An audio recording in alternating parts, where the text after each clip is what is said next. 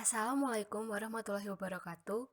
Kami dari kelompok 9 yang beranggotakan Alda Pramudia, Aninda Megasari, Dewi Nurhayati, dan Fauzi Hafid akan mempresentasikan materi tentang kerangka konseptual akuntansi pemerintahan.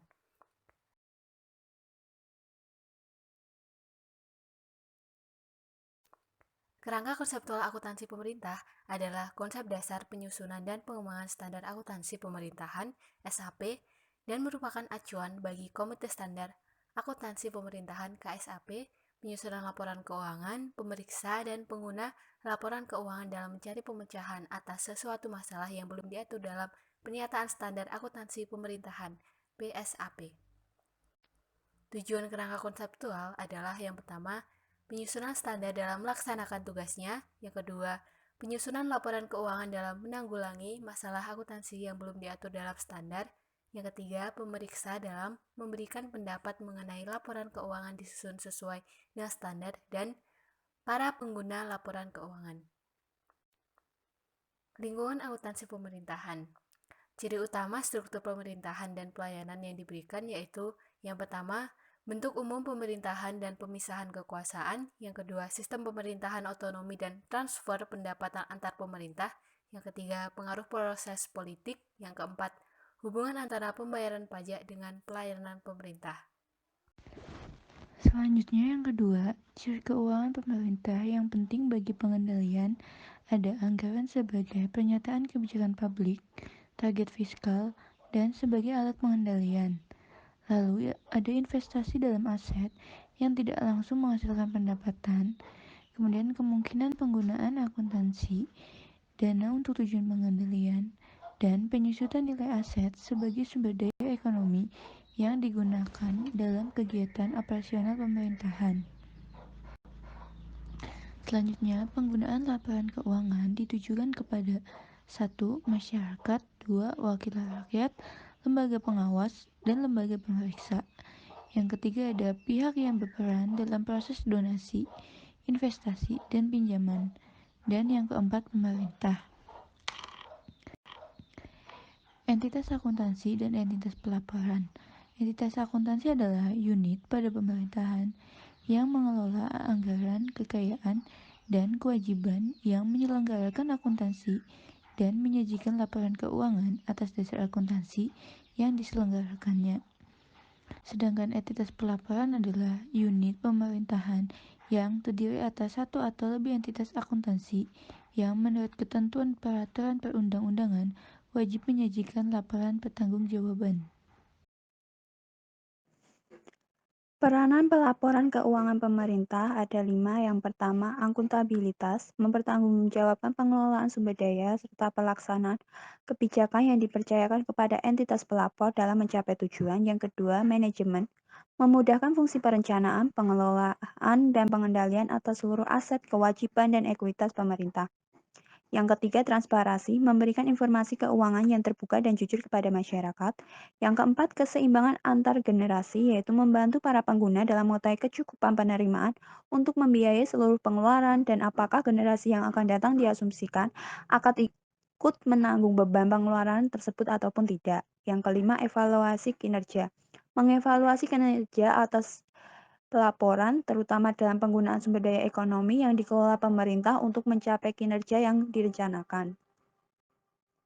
Selanjutnya, tujuan laporan keuangan pemerintah yaitu menyediakan informasi tentang sumber, alokasi, dan penggunaan sumber daya keuangan, menyediakan informasi mengenai kecukupan penerimaan periode berjalan untuk membiayai seluruh pengeluaran, menyediakan informasi mengenai jumlah sumber daya ekonomi yang digunakan dalam kegiatan entitas pelaporan, serta hasil-hasil yang telah dicapai, menyediakan informasi mengenai bagaimana entitas pelapor mendanai seluruh kegiatannya dan mencukupi kebutuhan kasnya, menyediakan informasi mengenai posisi keuangan dan kondisi entitas pelapor, berkaitan dengan sumber-sumber penerimaannya, baik jangka pendek maupun jangka panjang, termasuk yang berasal dari pungutan pajak dan pinjaman.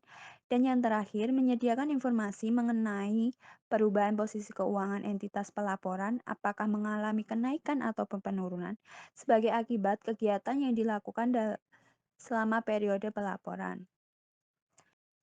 Selanjutnya yaitu komponen laporan keuangan. Ada 7. Yang pertama, laporan realisasi anggaran, yang kedua laporan perubahan saldo anggaran lebih, yang ketiga neraca, yang keempat laporan operasional, yang kelima laporan arus kas, yang keenam laporan perubahan ekuitas, yang ketujuh catatan atas laporan keuangan. Selain laporan keuangan pokok tersebut, entitas pelapor wajib menyajikan laporan lain atau elemen informasi akuntansi yang diwajibkan oleh ketentuan peraturan perundang-undangan. Asumsi dasar akuntansi pemerintah yang pertama yaitu asumsi kemandirian entitas, yang berarti bahwa setiap unit organisasi dianggap sebagai unit yang mandiri dan mempunyai kewajiban untuk menyajikan laporan keuangan, sehingga tidak terjadi kekacauan antar unit instansi pemerintah dalam pelaporan keuangan. Asumsi yang kedua yaitu kesinambungan entitas, yang berarti bahwa laporan keuangan disusun dengan asumsi bahwa entitas pelaporan akan berlanjut keberadaannya.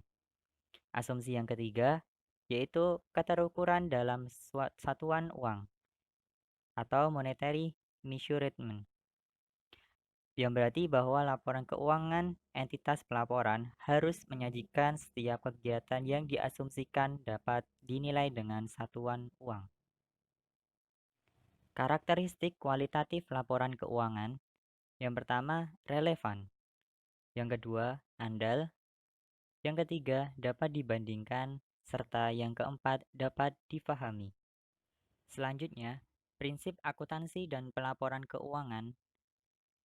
Yang pertama, basis akuntansi. Yang kedua, nilai historis. Yang ketiga, realisasi. Yang keempat, substansi mengungguli bentuk formal. Yang kelima, periodisitas. Yang keenam, konsistensi. Yang ketujuh, pengungkapan lengkap. Serta yang kedelapan, penyajian wajar. Pengakuan unsur laporan keuangan. Yang pertama, pengakuan aset. Aset diakui pada saat potensi manfaat ekonomi masa depan diperoleh oleh pemerintah dan mempunyai nilai atau biaya yang dapat diukur dengan andal. Yang kedua, pengakuan kewajiban.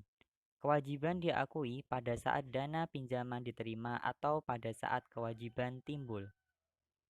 Yang kedua, pengakuan pendapatan. Pendapatan pada laporan operasional diakui pada saat timbulnya hak atas pendapatan tersebut atau ada aliran masuk sumber daya ekonomi. Sedangkan pendapatan laporan realisasi anggaran diakui pada saat kas diterima di rekening kas umum negara atau daerah atau oleh entitas pelaporan. Yang keempat, pengakuan beban belanja. Beban diakui pada saat timbulnya kewajiban, terjadinya konsumsi aset, atau terjadinya penurunan manfaat ekonomi atau potensi jasa. Belanja diakui berdasarkan terjadinya pengeluaran dari rekening kas umum negara atau daerah atau entitas pelaporan. Sekian presentasi dari kelompok 9 mengenai kerangka konseptual akuntansi pemerintah. Semoga bermanfaat. Sampai jumpa. Wassalamualaikum warahmatullahi wabarakatuh.